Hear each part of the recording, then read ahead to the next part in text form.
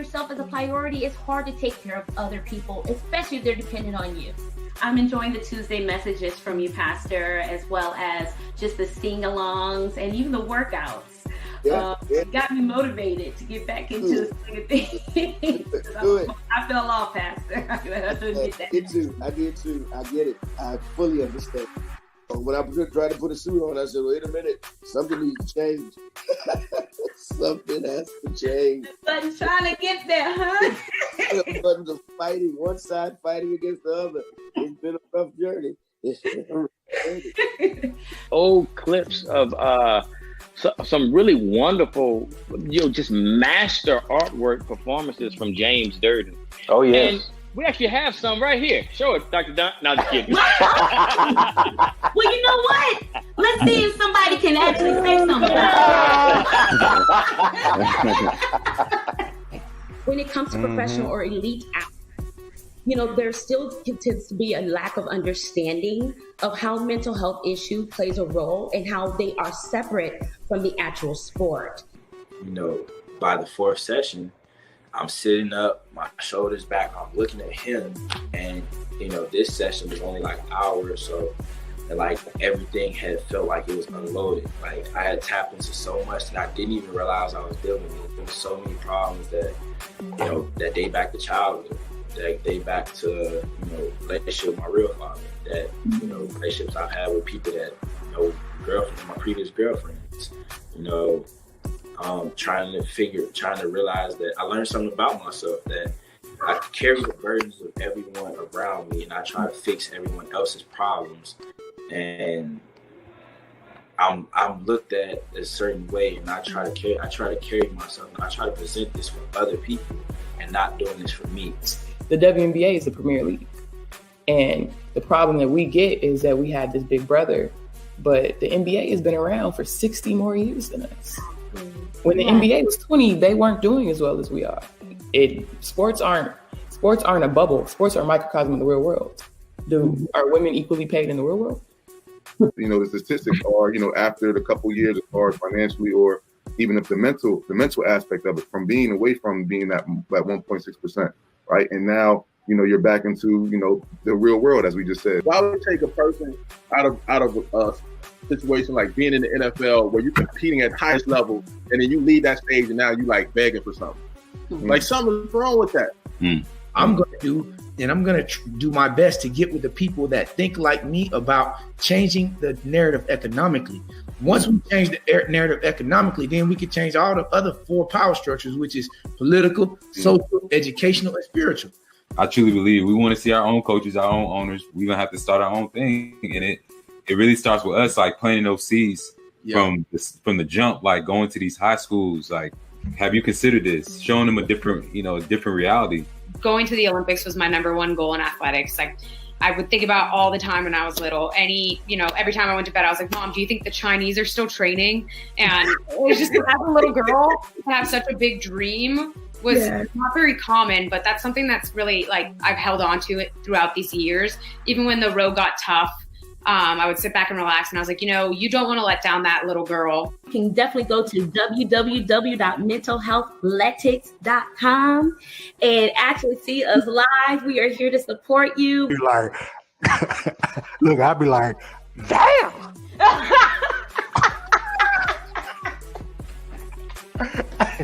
Nobody like this shit. Oh my God. Oh no. Dr. Dre, how you get a WAP? Keeping it wet. How do you? That's what I just want to know, Dr. Dre. Listen, I'm asking questions that people need to be asking. Because what I tell all my patients, and what I really tell everybody, mask up. Everybody needs to mask up, regardless of what the CDC says, what the WHO says. We all need to mask up. If we take a look at what we see in China, Singapore, and all these other countries, the bare minimum we can do is mask up. Yes, Don. Actually, we are seeing an increase in the use of substances in patients who have never had problems with substance use or abuse or dependency. We love you guys. We want you to stay safe. And, I know me and Don get together and Lord knows what's going to happen. We kept it pretty classy today. And if you don't teach your kid about race and racism, the world will. You know, there's no way that this, teenager got mandatory life for drugs, first offense. And a lot of people don't know there's no parole in the federal system. So when we hear life, we understand as federal lawyers that means life without parole automatically. That's right. That's right. Black Lives Matter. Any ideas to how to fix the relationship between our communities and the police? Yeah, stop being a pawn in letting people make you choose sides. And why I say that is, there are people that make money off of division, black and white. There are people whose whole life is division and, hate these people. I'm telling you, no, hate these people. No, hate these people, but support me. And there are people that's their life, like white or black. And I don't play that game. Like, no, I'm not going to say every police officer is the devil or evil. That's just ridiculous. Every time we get a little closer, every time we crash another ceiling, every time we see another representation of us where there has never been representation of us before, that's where the joy comes from. So I see a lot of non BIPOC people, so Black, Indigenous, people of color, comment, why not all women? Why not all girls? Because not all girls have had an opportunity to see themselves in the highest position of powers in this nation. Dr. Dawn is a world-renowned pediatric and adult psychiatrist. She has her own practice in Houston, and as you will soon find out, she is full of solutions and helps you deal with the problems. So she's a winner. All right, like and subscribe. Thanks, guys.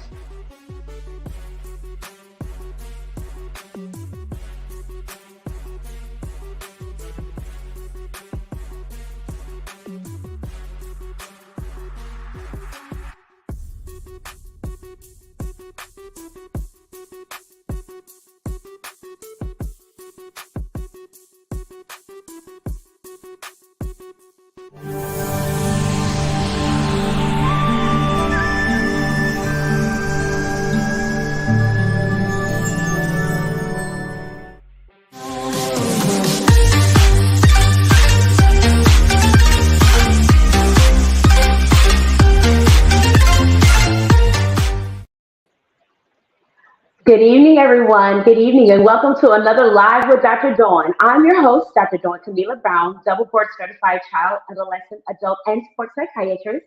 I'm a two-time best-selling author, producer, podcaster, media influencer. I'm the sole practitioner of ADHD Wellness Center in Houston, Texas, which is my private practice, where I actually specialize in the evaluation, treatment, and the diagnosis and testing of ADHD, as well as the concierge practice mental health athletics, where I serve elite athletes. Thank you so much for another Live with Dr. Dawn. Thanks so much for joining me. Listen, if it's your first time here, welcome. Come on in. Please let us know that you're here. Let us know what city you're repping. And if you are an actual returning, listen, you all know what to do. Go ahead and share this with everyone you know. This is a special live, a special month where I'm celebrating the month of March Manness, where I'm actually featuring poignant and distinguished men that have actually really set the bar for what they're doing in life, and their careers, their families, the communities. And so tonight, I won't disappoint, not again. So please go ahead and share this with everyone you know, so we can get this going, okay? All right? So at least let's see here. Hello, Kelly. Hi, Dr. Kelly. Thanks so much. Long-time listener. Thank you, Kelly, as well as guest. Thank you, Dr. Elmore, for coming on. We really appreciate you. Listen, let me go ahead, and I'm actually going to share with you who I have on tonight's show. So Dr. Brian McGee. Listen, Dr. McGee, also known as Dr. B, the good doc, is a 98 graduate of the Xavier University of Louisiana and a proud member of the Beta Tau chapter of Alpha Phi Alpha Fraternity Incorporated. He has actually been a medical double board certified gastroenterologist and internist over 16 years. And Dr. B specializes in gastroenterology, hepatology, as well as advanced endoscopy at Arkansas Diagnostic Center. Brian and his brilliant and beautiful wife, Laura Bloom McGee, co-founded We Are CHAD, Colorectal Health Advocates and Doctors, a nonprofit organization with a mission to bring the needed awareness to colorectal cancer and to help bridge the support for costs associated with screening. We Are CHAD launched this year, and I was there, y'all. I was there. They launched this year during Super Bowl weekend in LA and was highlighted as the major sponsor at this year's 35th annual Lee Steinberg Super Bowl party. Yes. In conjunction with the joys of being a family man, Brian credits his admirable journey to becoming a medical professional with his ability to overcome life challenges and his no quitting attitude.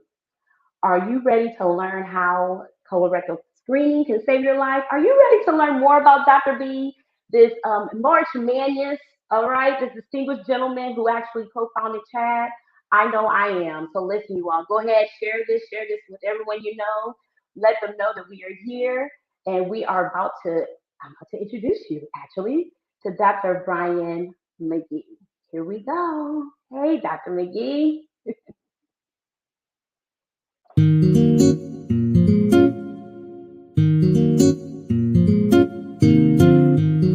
Simply phenomenal, Dr. Dawn. Are you? Hello, how are you? I'm well. How are you? That introduction, I was sitting there like, is she talking about me? Wow, so it took me a minute it took me a moment to compose myself and make sure I had my sound on and everything. So thanks for your patience. No, you are fine. Listen, thank you. Welcome to the show. Welcome to the broadcast. Thank you very much. Very happy to be here. I finally made the cut. Yes. Listen.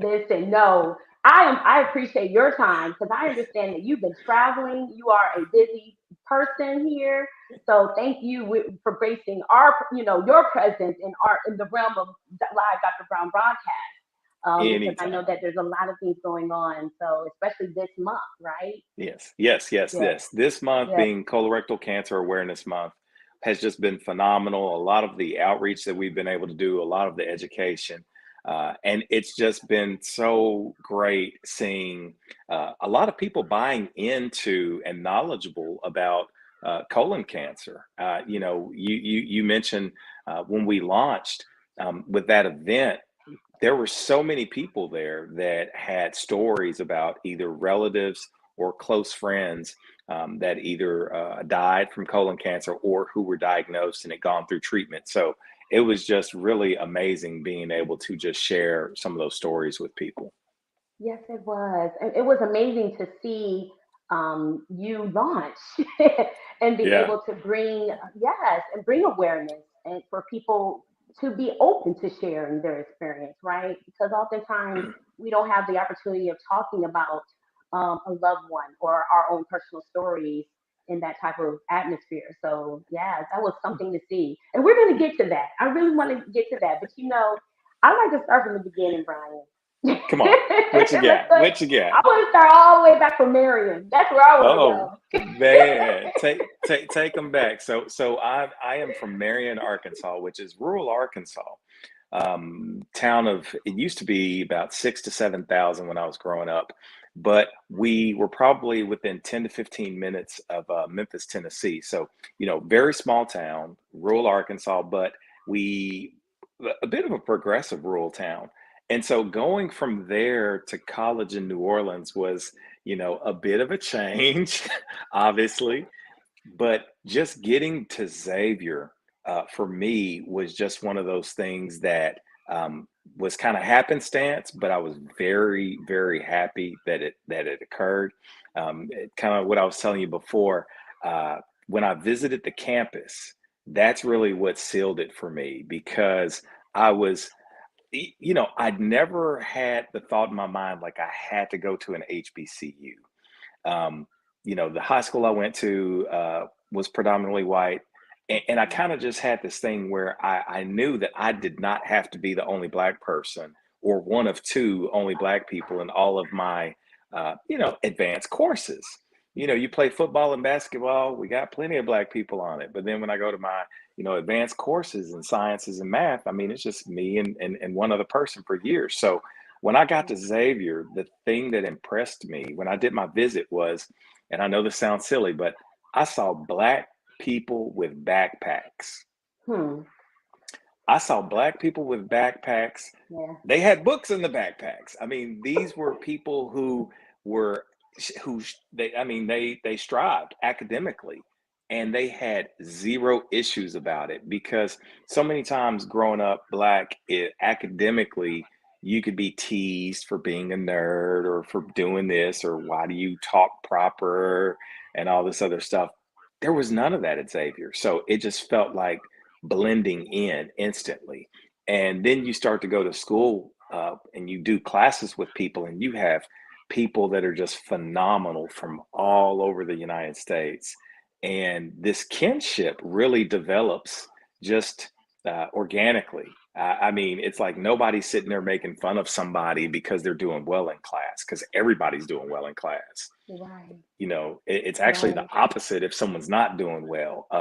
But after leaving Xavier and you see so many of your classmates go on and do so many different things. Now, Xavier is a powerhouse for creating physicians. Okay.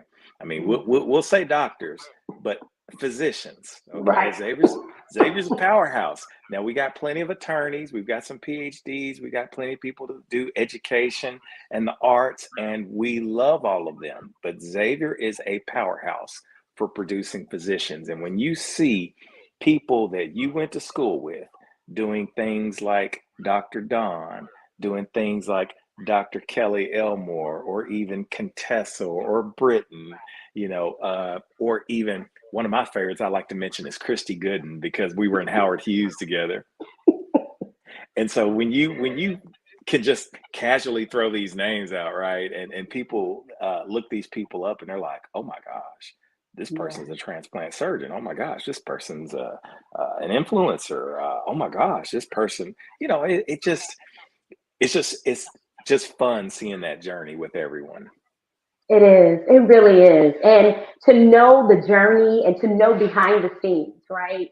To know them as just like real people, right? And being on the yard, or kicking on Friday, daiquiri shop, those things, fraternity, sorority, it just really solidifies just, the realness of not just what we do, but who we are.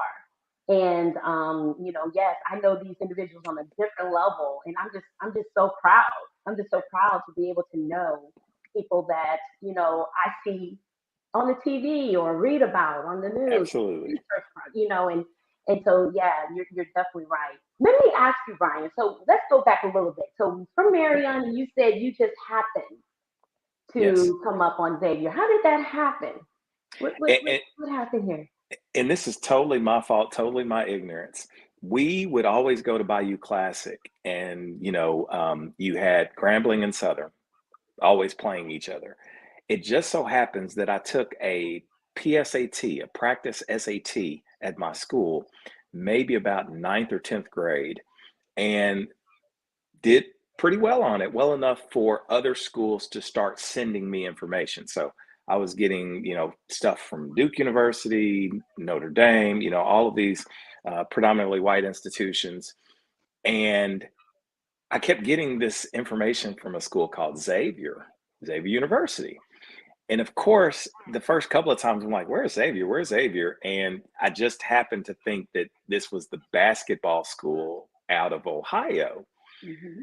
But as I started to learn a little bit more, and, keep in mind, this is before you had cell phones with Google and everything. So you had to find someone who knew someone who attended there.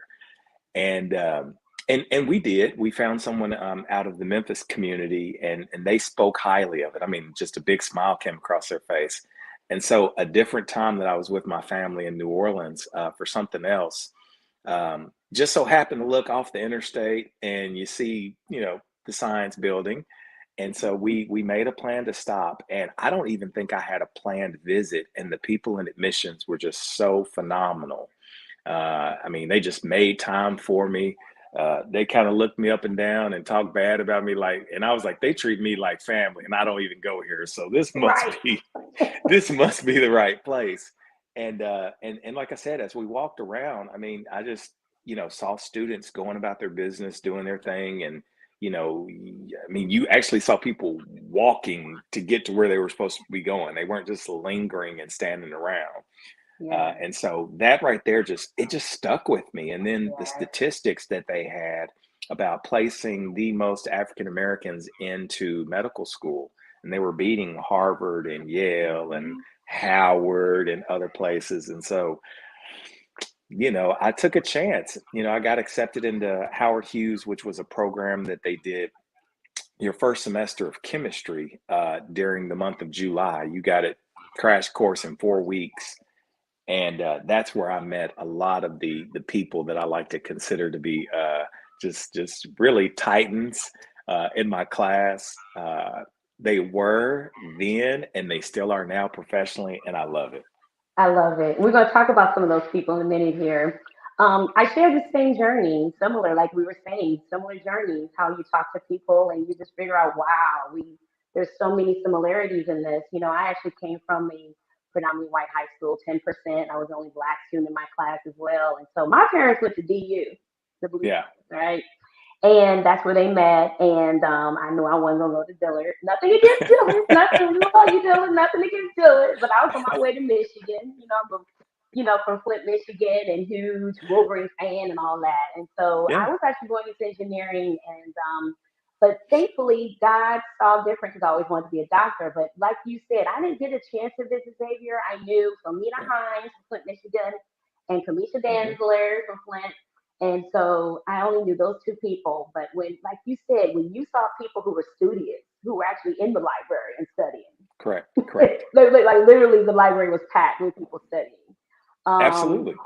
Right. And when you talk to them, they spoke, I mean, they were cool, right? But they were very knowledgeable. I mean, coming from a white high school, it was night and day. It was night and day. And I felt like Wakanda for me. So Exactly. I literally had my application ready for Duke University. I mean, I was already going through the process, financial aid, all this other stuff. I mean, I really thought this was where I was going to attend.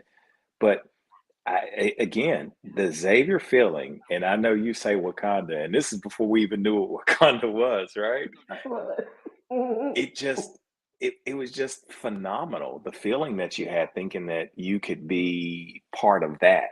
And then once you get there and you see the rich history of Xavier, not just there in New Orleans and not just there in the state of Louisiana, but the reach, the far reach that it has. I mean, you know, you've got people coming, you know, from California, you know, from Chicago, from New York. You know, I want to say Natasha Fiev was from like the New York area. So, I mean, all over. And it was definitely a big cultural mixing pot. Yes, it was. Yes, it was. Speaking of Xavier, let me ask you, do you have like a favorite memory from Xavier times or favorite couple of memories you would like to share with us? I know I'm getting set up, but I'm going to avoid it.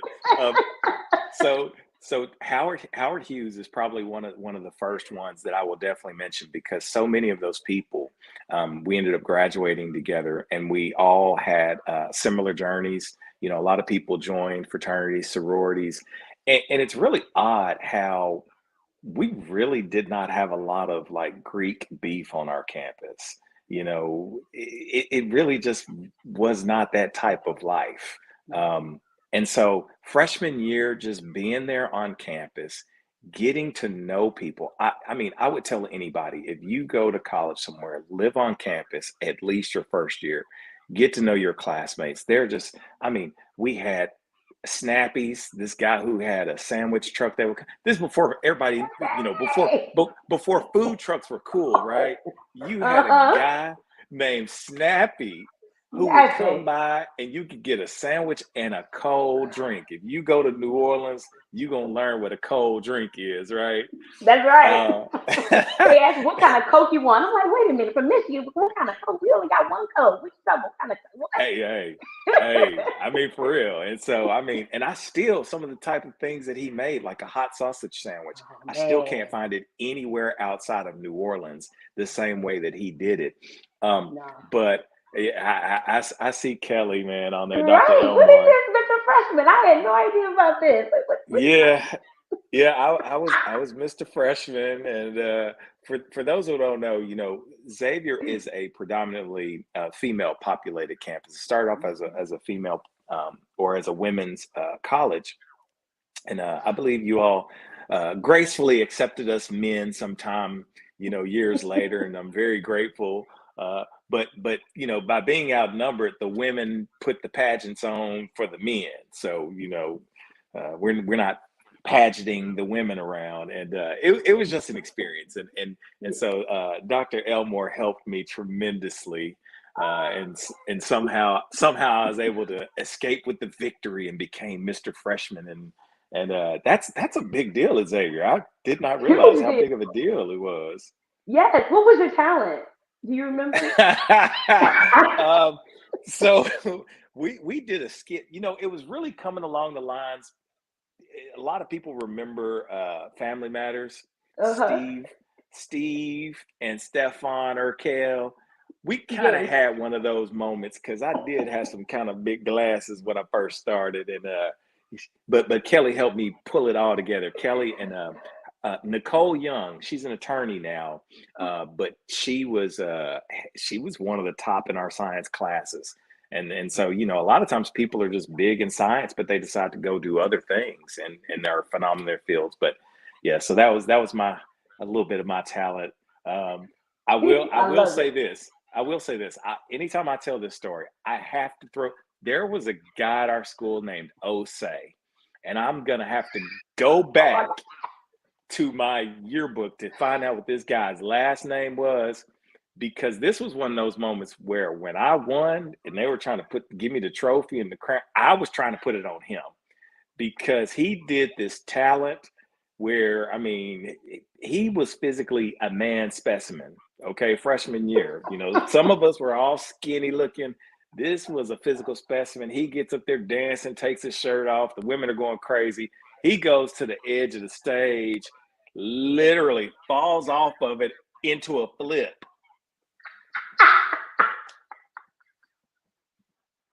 I mean, I was ready to throw my draws. I was ready to throw my draws on stage. Like, bruh, you just killed all of us. Like, why you do that? It's so funny because I've never met him. And of course I wasn't there yet, but Cedric introduced the Osei through a picture, a photo of him on the yard. And the bobblehead thing. I don't know if you know about that, but yeah, this is a little bobblehead about getting people to come to homecoming and all of that. And so yeah that's how I met Osei. But it takes you to tell the story because I've heard a lot of stories about Osei. Look, I give credit where credit's due, and he had a brother there also. But this guy was such a great personality, and I don't believe that he finished with us. I think maybe he only did freshman sophomore year with us. But this guy was just phenomenal, and whenever I've gone back to homecoming, I'm like, please show up, Osei. Just please. I mean, brother, I want to buy you a couple of drinks and find out what has been going on with you. I love it. So you also actually pledged while you were at Xavier, right? Yes. What do you have any brothers or sisters? Like, I always ask people what's the force or the motivating factor behind their decision to want to join a sorority or fraternity. And so I have no one in my family, none of the men in my family are in fraternities. We have a bunch of Masons, which I am not. Make sure to point that out. But my mother and my older sister are both AKAs. So I grew up going to a lot of boulets. And then, of course, a lot of other women in the family, like aunts and stuff, that are Deltas. So to be honest with you, when I got to Xavier and I saw the history of not just the national history of the Alphas, but the history in New Orleans and the state of Louisiana of the Alphas was just phenomenal. I mean, you're talking about people who were mayors, because I think at the time Mark Morial was still the mayor. So, you know, he was frat, and he would come around and was just gracious as all get out. And we're sitting there like, this is the mayor, you know, and his father had been mayor. And then we had like, you know, Ivan Lamel, who was a big judge there. And, you know, now we have a guy, Brother Ronald Gaith, who is like a U.S. attorney down there in the state of Louisiana. So just these people that you sit here and just leisurely could walk up to and have a conversation with, shake their hands, it floored me. But Fred Phillips, who was an Alpha and SGA president at the time, he was also from Arkansas. He really did a lot for me, just kind of mentoring on the side, saying, hey, you know, helping me to stay even keeled emotionally, you know, stay with the work. Everything's going to pay off. And I just, honestly, I just fell in love with those guys, and I wanted to be associated with them. And so then when we go through the process, and some of these guys that I went to Howard Hughes with, like Elliot Jesse and Hank LaVoyd, these are guys I've known since freshman year. William Daly, someone I'd known since freshman year. Alejandro Perkins. Hey, Alejandro. I mean, so it was like, without us talking about it, here we are coming together. And from that point on, I mean, I've never questioned my decision to attend Xavier or become an Alpha, because when things lead you in that direction, you have to follow, even when you don't see where your footsteps are leading. As Dr. McGee says, all SU legends.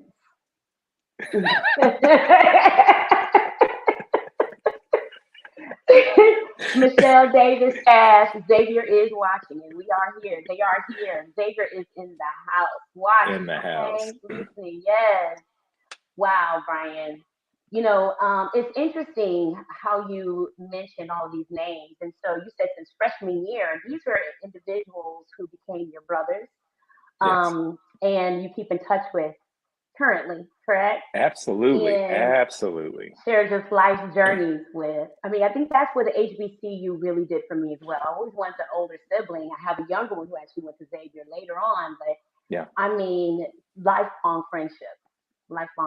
Lifelong. I mean, it just, you can call it brotherhood, friendship, family. You can call it whatever you want to call it, but it is legitimate and it's real. Yes, it is. Yes, it is. So, Brian, here's Xavier. Do you want to share any other moments from Xavier? Oh my God. I mean, they're just too many. One more? I mean, I can sit here and tell you, obviously,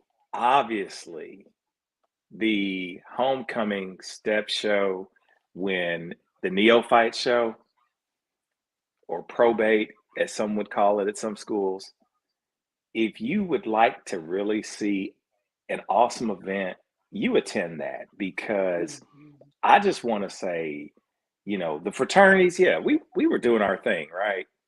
But when the sororities come out there and they take over the floor, you were just sitting there like, oh, and everybody's yelling and cheering for everyone and screaming. You know, you didn't hear anybody getting booed. You know, it's like just everybody's cheering the entire time. So, you know, neophyte show, freshman year, that type of stuff. Yeah, I mean, too many to name. I mean, Don, think about it. When we were there, this was the time that No Limit and Cash Money. Oh my God. Now I'm taking you back. We're really coming up. I mean, they were blowing up nationally, right? Yes. I mean, these rappers were on our yard, y'all. Like, on our yard. Seriously. Hey, let me tell you, Don, for me, freshman orientation, that week of orientation, these cats were up there on the yard with their cars and their bikes. And some of us dudes was looking salty, like, these are some heavy hitters right here. Like, I don't even have a car. And my man's over here in a Lambo, like. Right. That part. Yeah. So it was real. I mean, it was real. And just to have all of that going on. And I think after my freshman year, so the summer of 95 was the first year that they did the Essence Music Festival. And so we got a chance to do all of that type of stuff the first couple of years. I mean, it just so many great memories. We could tell stories for days. Yes, definitely. So after Xavier, what was the plan in your mind at the time? Did you have a solid plan of what you wanted to do after this enriched, enlightening journey at Xavier? And did you want to go back home? Did you know what you wanted to do as far as what was the next step? So some of it I did. My older sister graduated from medical school in '97, and I finished up at Xavier in '98. And at that time, my parents had moved to Memphis, and so I'll be honest, mentally, I was not ready to go directly to medical school. I still had kicking it in my mind. I went home. I lived with my parents for like a year and a half. And no lie, I was in New Orleans once a month for like a year and a half. I mean, look, forever, Elliot, Jesse will never have to pay to stay anywhere if I'm anywhere near him, because this brother put me up too many times. He never said no. He could be out of town and he's like, B, I got you. And so I mean, and always, being able to see Rashad. I mean, Rashad made himself available, made his place available. I just was not ready. But when I did finally settle down mentally and decide to get back to work, I came back to my home state. I came back to Little Rock, Arkansas, to the medical school. And I'll be honest, the first year, I didn't like it. I really did not like it. The demographics had kind of gone back to what I remember. There were 150 students and only 8 or 9 of us were Black. There were only 2 Black men, 2 or 3 Black men. And that part was not really disappointing to me. It's just that, unfortunately, sometimes, and it's just like medical school can be just like when kids go to kindergarten. For me, it was people were lining up or associating with other people who went to the same college. Well, if you didn't go to college in the state of Arkansas, where does that put you? Kind of on the outside. And it was just an adjustment period, because it's not that the work was difficult. It was just the volume of material that you need to master. Okay. Not know, but master. That was a new thing for me. And I'll be honest, I abused whatever kind of intelligence I thought I had in college. I mean, I could cram a day or two before a test and still, make an A. And I was just like, hey, let's keep it moving. Right. Right. Anybody listening to this, do not do that for medical school. Like, don't even try it. So a lot of tears, a lot of prayers, a lot of having to break down my own self and my ability to absorb knowledge. I literally had to teach myself how to study, and I literally had to teach myself the material. And by doing that, there was so much more confidence that I gained, and I gained so many more associations that come starting second year. It's almost like successful people want to be around other successful people. Right. And so people, so I had classmates that were like, hey, we see that you're like studying all the time. You want to come study with us? And then it's like, yes. Yes. Exactly. Because there are advantages to doing things like that. That's right. That saved me. Group studying saved me. It did. It saved me in medical school. And with Xavier, we were spoiled, right? We had SI, supplemental instruction, these small classes where after our main class we could go and do drills and learn things, deeper, I guess, and have somewhat like tutoring or drill sessions on what we've learned, the material. And I mean, man, I missed that. I missed that from Xavier. So I actually had withdrawals too, and I didn't do well on my MCAT either. Yeah. So I actually went to post-bac program, and I mean, like you're saying, I mean, just going from, you know, this family-oriented way of learning and where people got your back and they're not going to want to see you fail and you do whatever it takes to help maintain you there, to go into a space where you may be the only one and trying to make it through while studying and trying to, you know, adjust to the different cultural aspects of medical school. That's a lot for a person to experience, no matter how old you are. That's a lot. Exactly. And you're dealing with all of this at one time, and these are new experiences. And medical school does not slow down. I mean, there's a pace, and it's like you're either going to get on the train or you're definitely going to get run over by it. Right. That's right. So you chose to get on the train and join in the state. Let me tell you something. Let me tell you something that I learned. And I know I keep going back to Xavier. I know I keep going back to Howard Hughes, but the opportunity to be around people brilliant people, and you get a chance if you're paying attention to their habits. Okay. Because I would go, look, Kelly would make sure I was taking my butt to the library. Okay. I love it. Hank and Elliot had their group of people that they were studying with. I'm blending in over here. You see Christy doing her thing, and you start to realize now there was plenty of socializing going on in the library, but these people that I'm mentioning it, okay, these people knew how to sit down, do what they were supposed to do, then have fun later. And so carrying that same spirit with me into medical school, I was like, this is not something that's going to beat me. I'm going to figure this out. Like, I just had this, like, I just refused to quit, you know, and, you know, I felt like I was desperate. I was desperate to succeed. And so that was all the pressure I needed for myself. Now, on the emotional side, I'd never cried about a grade before in my life until I got to medical school, you know, because I was always making the right grade, right? Always making A's. But I learned a little something about that alphabet when I first started medical school. It'll humble you, won't it? Oh, it will humble you. And so one of the things that helped me so much was, you know, you sit there and you remember when people used to be motivational speakers, and I used to think that stuff was cheesy. You know, if you believe it, you can achieve it and all this other stuff. Man, I had Post-its that I bought, and I would write those so-called corny phrases, put them on my refrigerator. Family members of mine that were not able to achieve more than a 5th or 6th grade education, I would write their names, put it on their refrigerator. I mean, by the time second year came, I don't know if I had enough room in that refrigerator for any other Post-its.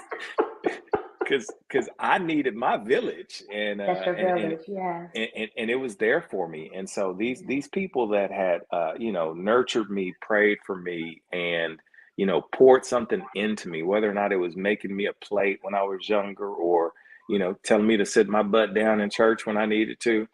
All of that just really started to come together for me, and that's when I realized that there was so much more at stake, and I really put in the work. Wow. Thanks for sharing that, Brian. Thank you for sharing that. Why colorectal? Why the colon? I'm just gonna go right on into it. Hey, let's jump on in. We're gonna jump right on in.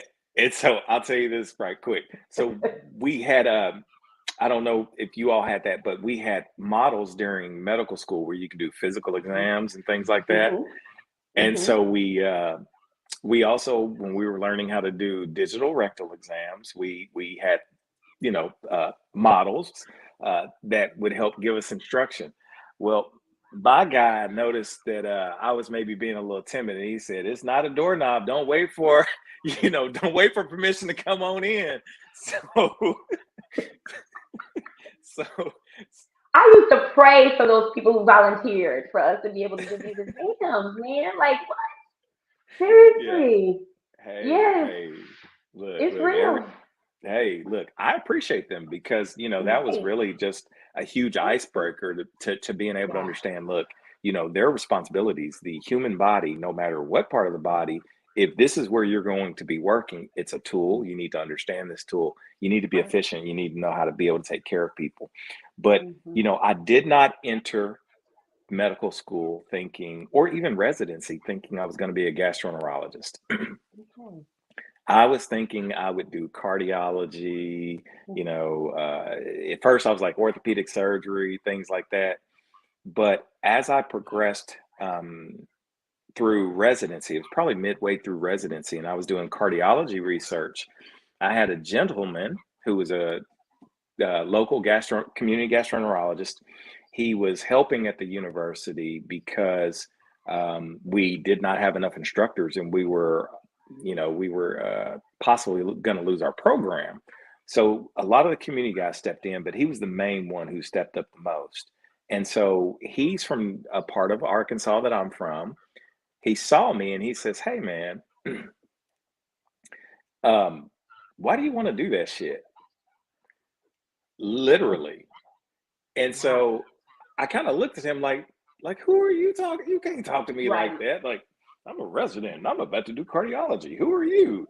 And after later I learned that's his personality, right? And so after, he kind of gave me a bit of a challenge. He said, "Look, come follow me for like a week. And if you like what you see, I'll help you get in the gastroenterology program, the GI program. If not, I'll have one of my buddies who's a cardiologist write a letter of recommendation for you." That was a win-win. So I said, "Yeah, let me try it." And it didn't even take me a full week of following him, probably 3 days. I had a chance to go to his practice, see how he had everything set up. Busy, very busy man, but his personality even killed. This man doesn't raise his voice. He doesn't yell at people. He's not looking at nurses and you have to do this and it has to be. And I appreciated that because you had a Black man that was simply being himself, and he was confident enough in himself and his ability and his knowledge to understand, look, we're going to get it done.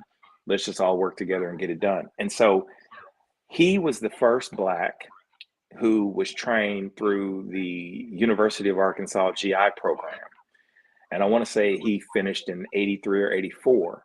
Well, he kept his word and he helped me get into the program. So I was the second Black to come through that program. Wow.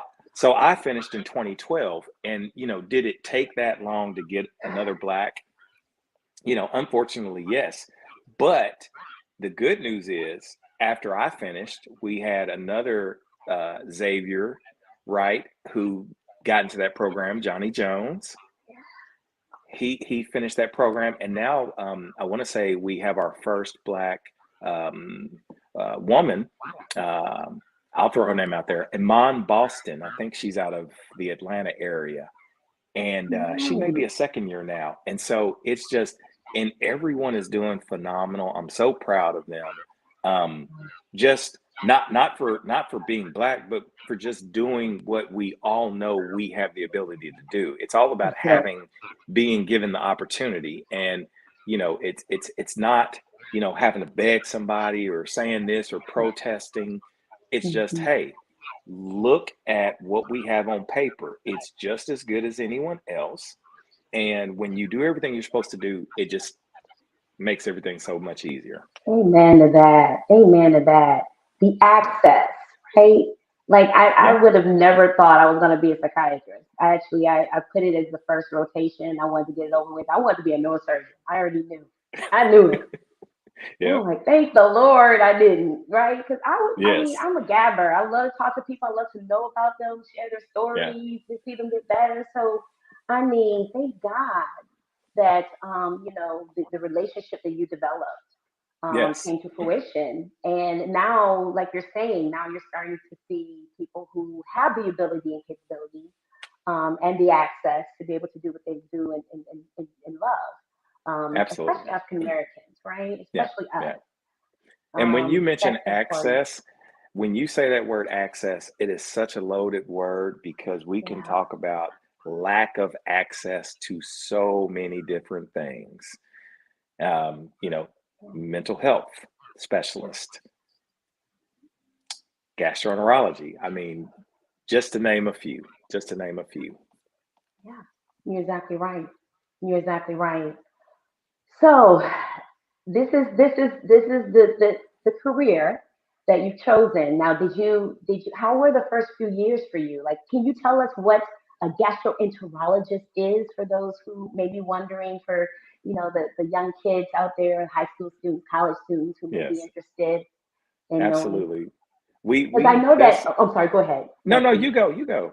No, I was going to say, because this is really highlighted when Chad Bossman, actually, God bless his soul, perished from colon cancer. And I know that there were many of my mentees were wondering about if I knew a gastroenterologist. They were really, I mean, just anything could spark a child's interest. So I just wanted to kind of start with defining what you do. No, absolutely. We are gastroenterologists, are specialists of the digestive system. And sometimes when I'm not in a professional setting, I say that's pretty much the Rudy to the Tootie. That's the easiest way of breaking it down. But no, but it involves the esophagus and the stomach and pancreas, gallbladder, liver, small intestine, large intestine, to name a little bit of a few.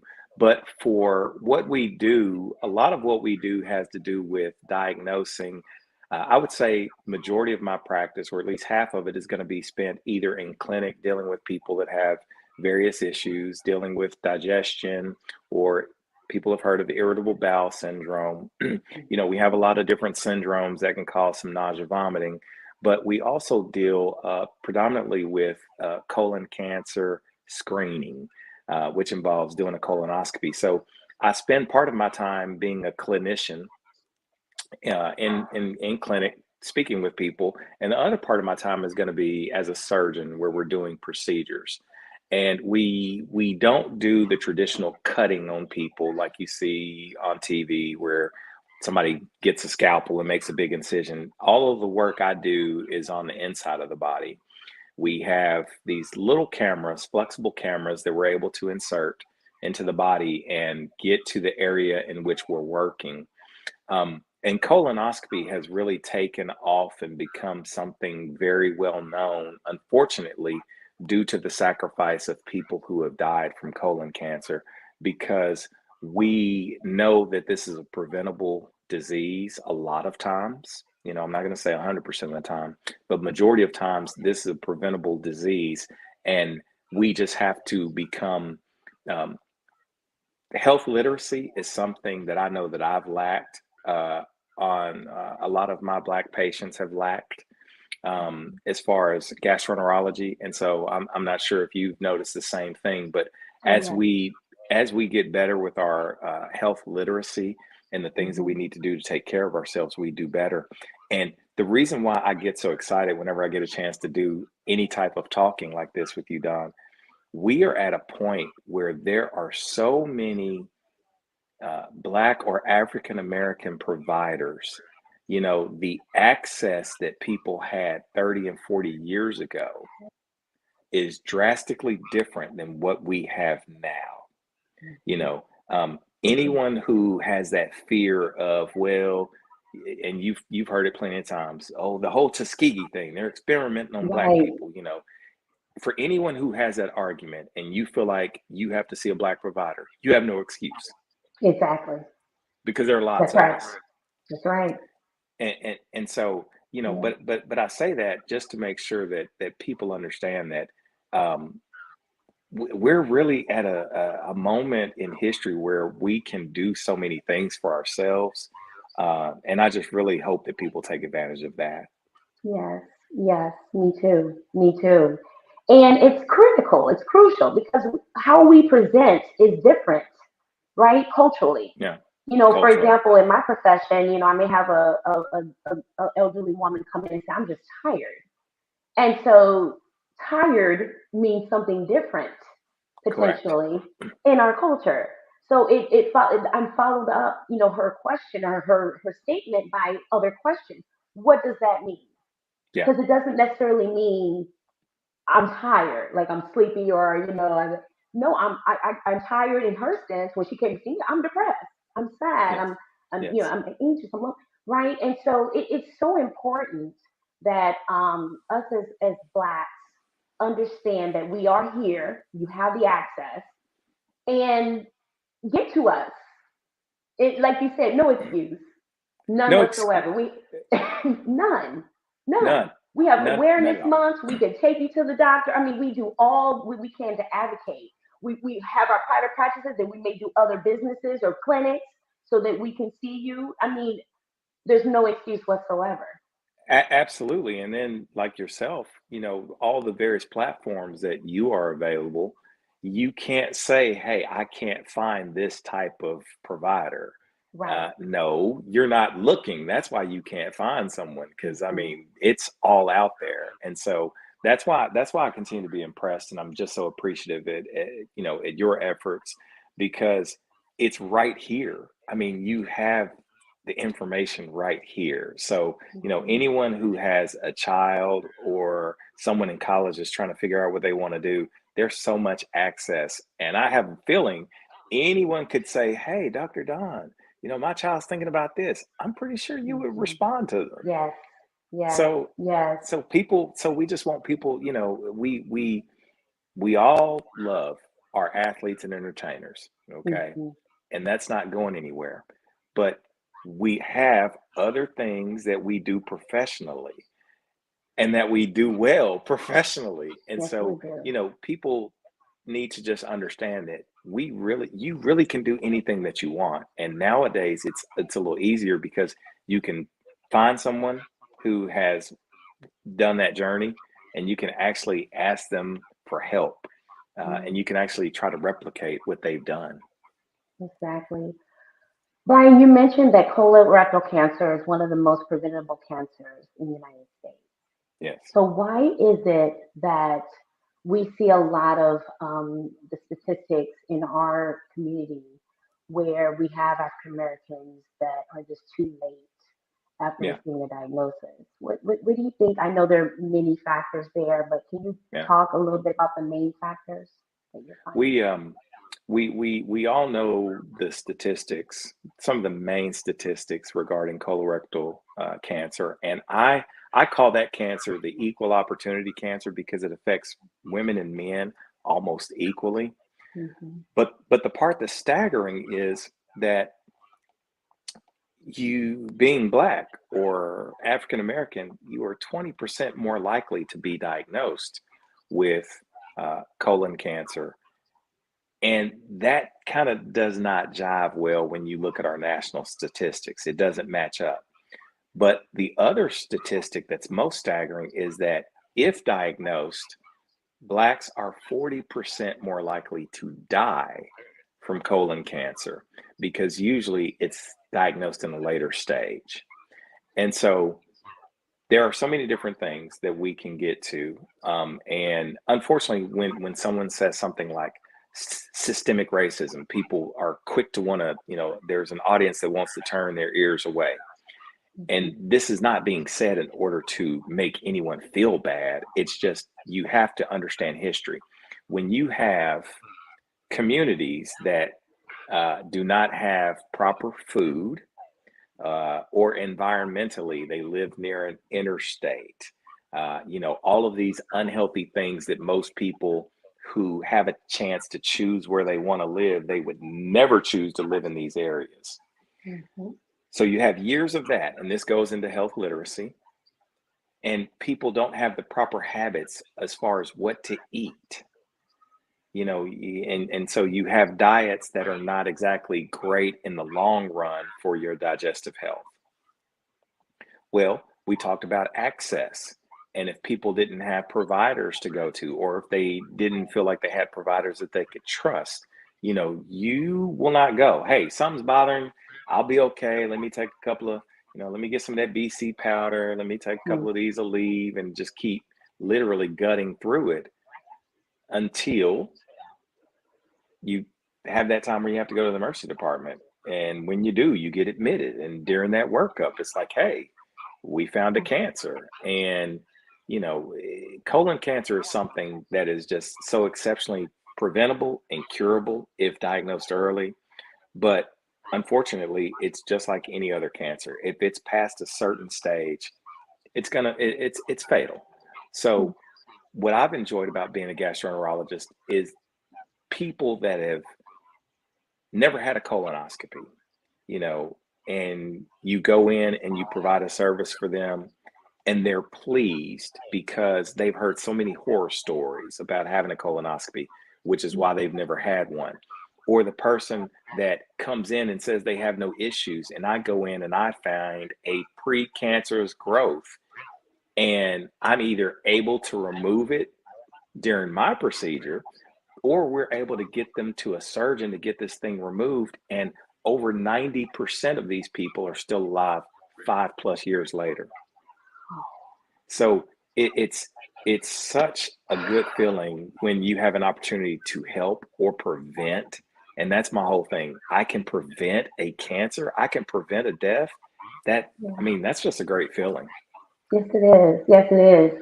So the procedure, has it changed, Brian? I mean, what are the recommendations you have if someone is interested in getting a colonoscopy or talking to their physician about screening? We've got a new push now where we're saying 45 is the new 50. 45 years old is now what we're saying for average risk people. And average risk just means someone who does not have a known family history of colon cancer. They have no symptoms. And there are, they do not have Crohn's or ulcerative colitis, some other GI diseases that may give you a slightly increased risk for colon cancer. So that average risk person is being recommended to come in at age 45. Now, me personally, I've always wanted to start colonoscopy for Blacks at age 35. And I know that sounds really crazy, but the honesty is a lot of us really don't know our family history, health history. A lot of times you may not even know everybody in your family. Right. And that's just being real. And then sometimes when you have members that pass, people can be tight-lipped, like, so-and-so had been sick. What was wrong? Oh, they just weren't doing well, Talk about and so, it. yeah. And so when you don't talk about it, how can you know? And so, but the reason why I've said that is because we continue to see these cancers in people that are younger and younger. Age 45 would not have prevented a Chadwick Boseman from dying.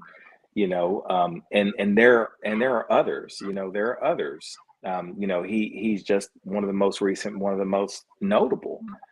And but right now the fight is 45, and we're still in the process of trying to get a lot of the insurances to pay for that. That's kind of like the new battleground. So even though we have these recommendations from the U.S. Services Preventive Task Force, even though we have these recommendations from, all the major GI societies, the American Cancer Society, until the insurances say we will do it, it's just a recommendation. At 45, or are you talking at 45?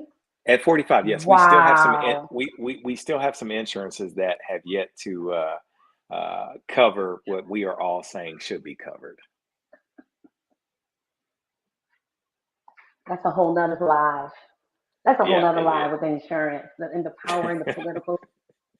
Yeah.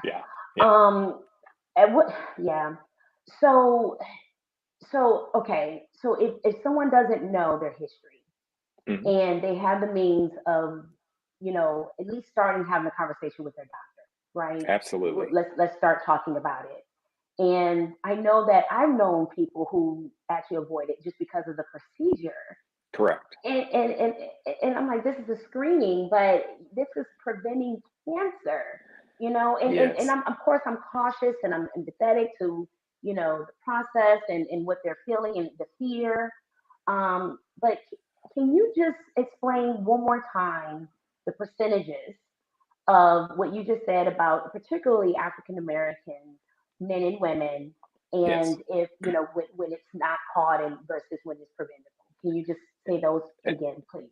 Absolutely. African Americans are 20% more likely to catch colon cancer, and we are 40% more likely to die from it once diagnosed, because generally it's diagnosed in such a later stage. And that type of stuff is staggering. And honestly, when you look at a lot of our data, Hispanics are actually pretty close to African Americans. And so it's a pattern of, again, health literacy within specific communities that I think that if we addressed more, especially prevention, if we address these things more, I believe we're going to be more successful. But let me tell you what I do credit. I credit women, and I'm not talking about any specific ethnicity. I credit all women, because majority of the men that show up for me to do exams on, it's going to be because wife, mom, sister, daughter, girlfriend, whomever is saying, hey, you need to have this done, and they're checking in on people. So one of the best things that I can do for myself is make sure that whenever I have, a woman as a patient, make sure you take care of her, because she's going to go back and make sure that she brings these other folk that need to have them. Absolutely. Absolutely. That's right. Tell us about CHAD. We are CHAD United. Oh my goodness. You're going to make me smile now. You're going to make me smile. This was so much fun. For obvious reasons, Chadwick Boseman was definitely an inspiration for this. But one of the first things that we sat down and just really always seeing that blue ribbon. We do ribbons so much. Breast cancer awareness, they've got the pink ribbon. Colon cancer awareness, we have the blue ribbon. And for whatever reason, I kept looking at this ribbon, and I wanted more. I wanted more. So I started jotting just some ideas down. You go through doing Google searches, looking at different things. But I found a graphic artist, a wonderful graphic artist, and we collaborated, and we came up with something that just visually, the aesthetics on it are exceptionally pleasing. The thought behind it was wonderful. And so that was the start of CHAD, was just us re-envisioning how we want to look at colon cancer awareness. Oh man, there you go. There you go. Well, it's an overlay. My apologies. No. Let me tell you, if you leave that there for one quick second, I will explain a little something. And this is on our site, wearechad.org, O-R-G. This right here, when you see the crossed arms, because it's basically crossed arms, but you still have your ribbon. But the crossed, we start with the clenched fist. When you look at it, the clenched fist has always meant some form of human struggle. All right. And so that's what we did. We wanted to say, hey, this is a struggle. This is a fight. We are committed together. The arms crossing, come on. The arms crossing, just, you can take that back. History, so many different ways. You can go back to Egypt, and you will see how pharaohs and other royalty are entombed, how they're laying there with their arms crossed. But for me, also, this had a double entendre, because, hey, Xavier University, hey, XU, baby, that's right. But with the arms crossed, it also means love in American Sign Language. And so we use this as an embrace, for those that are battling right now, their caregivers, as anyone who has lost someone that they loved. This is our commitment to just saying, we are there and we are with you. And then with the African weave pattern in the background, we added that just to say, guess what? We acknowledge what's going on in the Black community. We acknowledge this, and we are going to do our best to work on this and try to eliminate this. Now, this is not a Black symbol for colorectal health. This is a symbol. Anyone who's ever been through something, that's what this represents. And so we are there, CHAD being colorectal health advocates and doctors. We have numerous advocates that we are working with.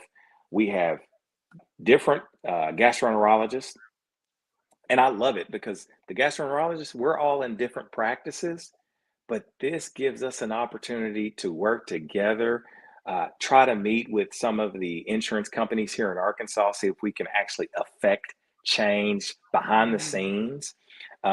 We actually have some grant writers. We're going to be trying to raise money so we can help pay for people to have colonoscopies. I mean, we're just trying to do anything we can to help.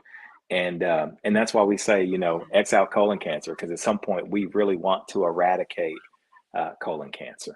Amen. This picture doesn't do it due diligence. When I saw, you didn't know I was going to come with this, right? Sorry, I did not. So we were, I forgot where we were, but it was a movie studio place in LA. Oh, girl, it was Sony. It was Sony Studios. Sony, I'm sorry. How can I forget? Oh, yes. Jesus, It was Sony. We were at Sony Studios, okay?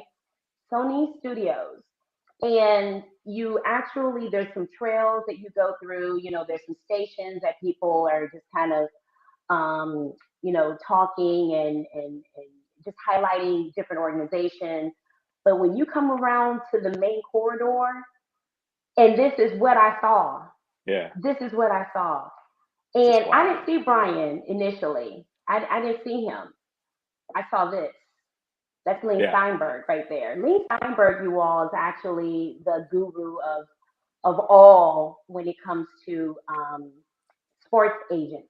And the movie Jerry Maguire is actually supposedly told that's his story. And so Lean Steinberg, this is the 35th year of the Super Bowl weekend, that he basically just has people come in. I mean, they were from general managers of football leagues to coaches to players to retired. I mean, everyone in pretty much football arena and more, agents, sports agents. I mean, everyone that was connected to sports was there. And when I actually checked in to this event, I actually saw this. This is actually a picture that I took because I was like, "What is this?" Okay, that's a colon cancer. Wow, that's pretty amazing. That this organization is being highlighted as the main sponsor. I mean, they're on the badge, for God's sake. Yeah. And then I saw Brian, and man, Brian, let me tell you, to come around the corridor to see the wonderful marquee or the logo that you had, where you had, the wonderful actresses who played or represented Wakanda, the guardswomen, and then you had, stars just come and take pictures and just highlighting this and promoting awareness. I mean, I'm tearing up right now because it just speaks volumes. Yeah. Speaks volumes to the medical community, to Xavier University of Louisiana, New Orleans, to your family in Marion, to everyone that you've come across to, and to be able to have this space and promote awareness about what you do to help others, and it's non-discriminatory, that everyone can understand. Like that's phenomenal. I mean, I just applaud you, brother, and I'm still just in a daze from that moment and seeing this experience, and just watching everyone and how, I'm at a loss of words. I fully appreciate that. And let me tell you, I have to give my wife a lot of credit because the nonprofit lane is definitely her lane. And this particular event, she was the one that was responsible for us being able to participate in it. And she worked very closely with Lee Steinberg's person that was doing that event, a young lady named Leanne. Oh, there she goes.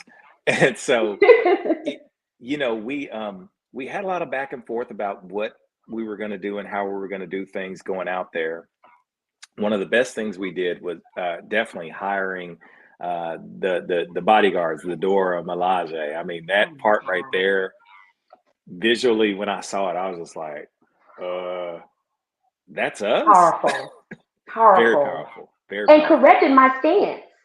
Because apparently I wasn't standing correctly. And I appreciated that. And explained my stance as well. Oh, they were On very point. instructional, very Yes. instructional, and you know, with that spear in their hand, you were gonna listen because those sisters got your attention. But when we got there and I walked in and we saw the different areas, and I mean, it was just a beautiful scene. Super Bowl weekend, you know, I mean, you've got all these celebrities and athletes and their agents and team owners and things like that, and when I saw it, I'm sitting there like, is that our space? And you know, it's just funny. One day I'll share the video I took walking up. I was just dumbfounded. But the entire afternoon was just very overwhelming. So many people coming up, sharing their stories, wanting to participate, asking how they could help, what could they do. I mean, you know, of course, Lee Steinberg was just phenomenal. He was very gracious. You know, it's like the paparazzi when he came over there and you had like 40 photographers over there, then yeah, that's when everybody was over there and it just continued all day. But before everything got started, and this is a true story, my wife taps me on my shoulder and it says, hey, someone wants to take a picture with you.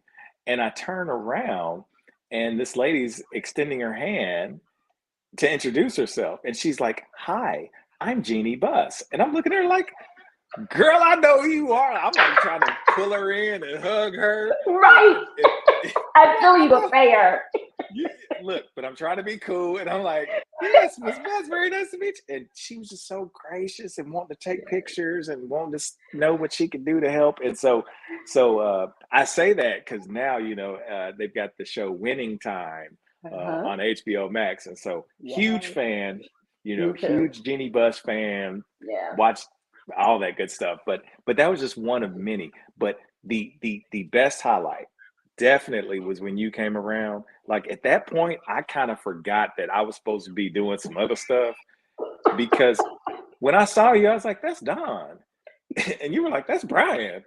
And we just started chopping it up, and everybody else could just do whatever it was that they were doing. And you know, and so there were other Xavierites that were invited to be there. I'm not Kelly, Alejandro. Sorry, had to clear my throat. I think they still on you too.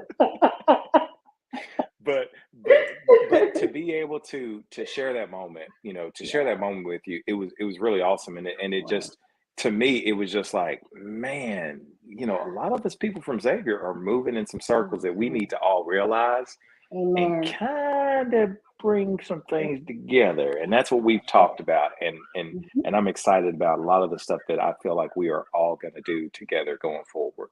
I am as well. What do you like to do for fun, Brian? Well, I have triplets.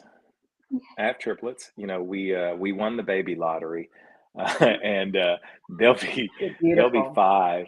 They'll be five. So there was not a lot of free time for the past couple of years. You know, it just was exceptionally busy.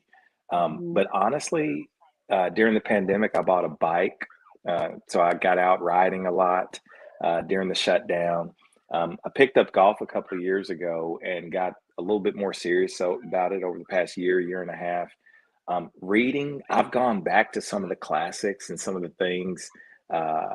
You know, one of my favorite books was Sundiata, so I've had a chance to go back and reread that. That was a book I picked up at Xavier. The Count of Monte Cristo, because you know, Alexander Dumas. People really need to research him and his family because they are pretty phenomenal.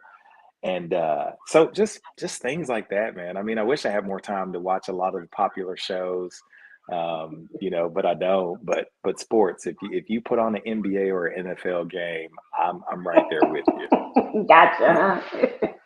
Brian, thank you so much. Thank you so much for joining us this evening. I know I'm well over time. I mean, it always goes by fast. Oh, too fast. I appreciate you, brother. Thank you, you know, to your family. You know, we appreciate the time away that that you're spending with us, away from them. We really appreciate you just highlighting a little bit more about you, right? Not just what you do, but who Brian McGee is. And so, you know, we're very appreciative of that. Is there any last minute or not last minute, but last thing that you would like to say, like to share to someone that is just, interested in gastroenterology, or even the person that is fearful or afraid about their doctor's appointment this week. Is there anything you would like to say to those individuals? Anyone who's fearful of having a colonoscopy, definitely there are so many myths out there, and I have nothing but time to dispel any negative myths that are out there about having the procedure. And I would encourage so many people to have this potentially life-changing or life-saving procedure. But any youth out there that doesn't know, like, what does it take to be a doctor, because maybe no one in your family or community is a physician, reach out. I mean, you can Google my name and find me on Instagram or Facebook. Send me a message. I'm more than happy to say, hey, these are the types of things you need to start looking at. I would love to see more of us, because now, Dawn, you and I, we're now mentors. Yeah. People that we graduated with, we're now mentors. We have people that are, in training programs. Mm-hmm. They're the attendings. They're over departments. And so it's just one of those things where education and lack of access does not have to be a lack of access anymore. And I really would just encourage so many people, so many parents to please, please, please push your children. I mean, push them in the direction. Look, we can't all do a viral TikTok. We can't all, dribble a basketball and dunk, but we can learn a skill, a trade, or get highly skilled or trained through becoming a physician. Amen. Amen. Brian Mcgee, everyone. Thank you, Brian. Thank you so much. Thank you, Dr. Don. Yes. Thank you. A pleasure. And hey, listen, this is not the last time you're going to see this gentleman here. There's much more to come from Dr. Mcgee, the organization CHAD, as well, and just other collaborations that we discussed. So I'm very excited about that coming forward. So thanks again for joining us. Absolutely. Thank you. Yes. Yes. So listen, you all, thank you again for just joining us on another Live with Dr. Dawn. Please share this. This was very inspirational, very inspirational. I try to present individuals who I know very well, who are just marksmen in their field, right? I mean, these are individuals who are doing the damn thing. And I really appreciate them coming on, and you just get to know a little bit about them, who's behind the career. We're fun, inviting, and we've all had similar experiences. And we're just definitely putting a milestone on this world. And so Brian is definitely a person that is doing that. He and his wife, they're definitely setting the bar a little bit higher for people to follow. So I really do appreciate having them on. And thanks everybody for joining, from Kelly to Michelle, Alejandro, Josiah. We love you too, Michelle. Thanks again for joining us this evening. Appreciate you all. Please don't forget to share this, all right? Share this with everyone you know. And I will see you next time on another Live with Dr. Dawn. Make sure you have those notifications on. Stay tuned. Bye.